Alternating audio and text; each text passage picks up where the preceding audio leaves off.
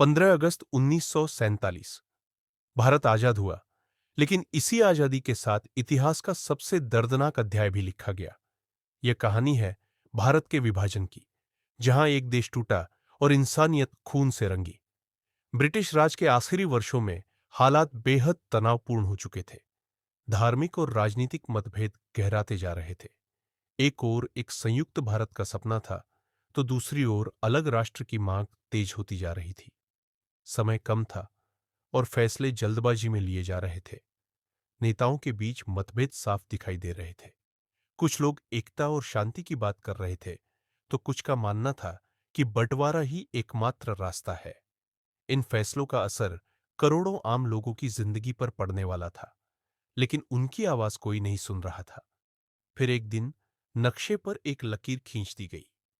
कागज पर बनी यह लकीर असल जिंदगी में खून की लकीर बन गई।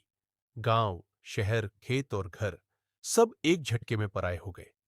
भारत के विभाजन के दौरान लगभग 1 करोड़ 40 लाख लोग अपने ही घरों से बेघर हो गए। लोगों ने जो पीढ़ियों से बसाया था, उसे एक ही दिन में छोड़ने पर मजबूर कर दिया गया। ट्रेनें शरणार्थियों से भरी थीं। कई ट्रेनें अपनी मंजिल तक पहुंची ही नहीं।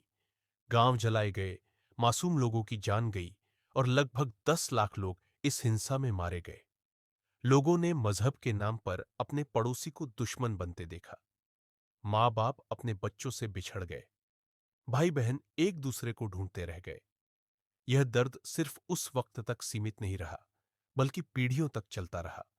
1947 का बंटवारा सिर्फ जमीन का बंटवारा नहीं था, यह इंसानी दिलों का बंटवारा था। एक ऐसा जख्म जो आज भी इतिहास के पन्नों में रिश्ता है।